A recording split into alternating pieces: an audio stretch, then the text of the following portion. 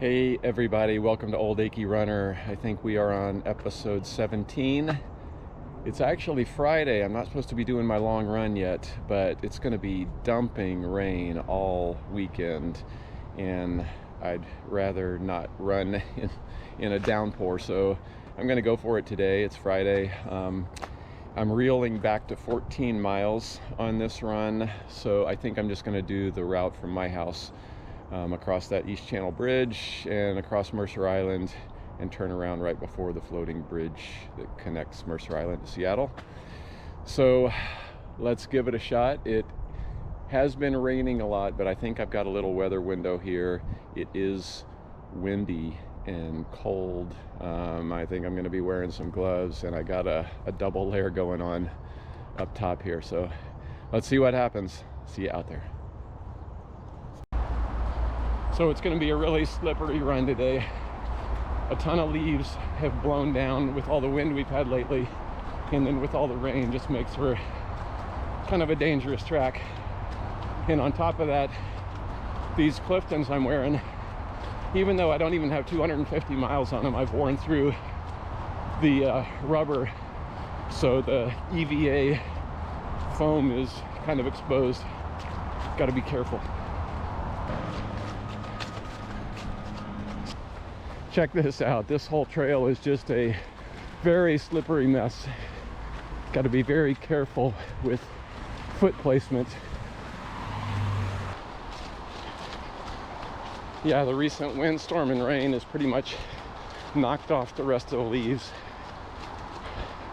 And we got more coming later today and all weekend.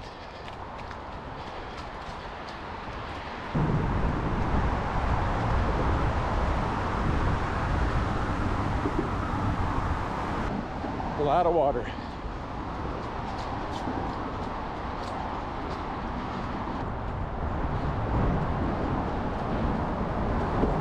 Well, at least I'm pretty much free of the cars being right next to me until the East Channel Bridge, which you all know how much I love that. Be there soon enough. But hey, look at that blue sky, at least for couple of hours today. Well, here comes the bridge and the wind. Woo! I've got the wind noise reduction on, or else there's no way you could hear me.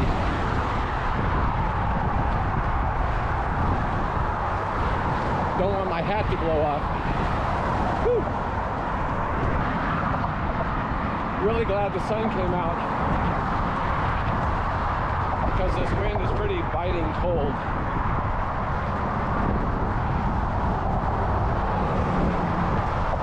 But I'll get out of this wind on the other side of the bridge here.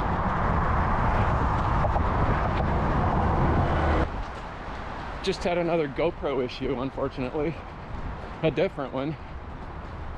I was on the phone with tech support yesterday, and they still have not properly taken care of me, so looks like I'll be having another call with them soon.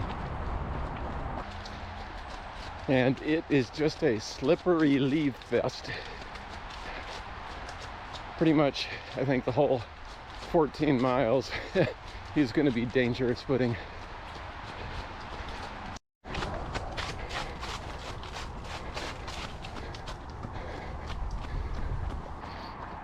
Yeah, all these trees 2 weeks ago were filled with yellow leaves. It was really nice. And hey, there's 7 miles. Good, I can start heading home. But I will fill these bottles up first in about a quarter of a mile here.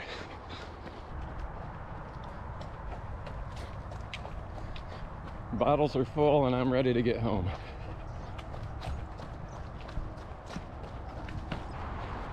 Well, just had another SD card error. Unbelievable. I was able to fix it this time by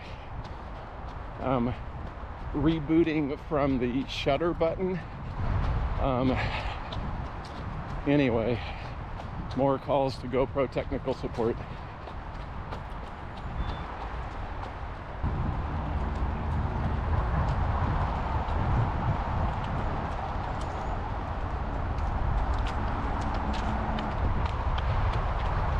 Here comes my hill training, about 3/4 of a mile with a pretty good steep grade. See you near the end. Home stretch.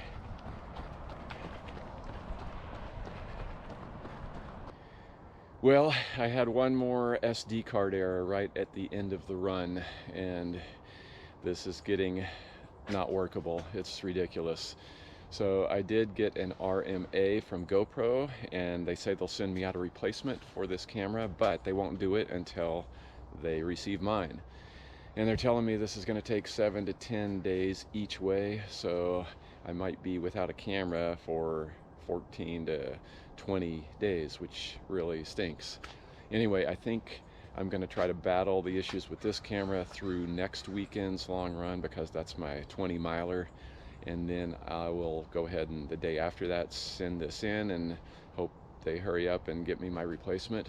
But I'm concerned that that thing's going to have issues as well. The Hero 9 is having all kinds of issues. I've read lots of reviews and reports and complaints, and it's not just the SD card error, it's lockups, freezing, various issues, widespread. So if you're looking for an action camera, don't even think about the Hero 9.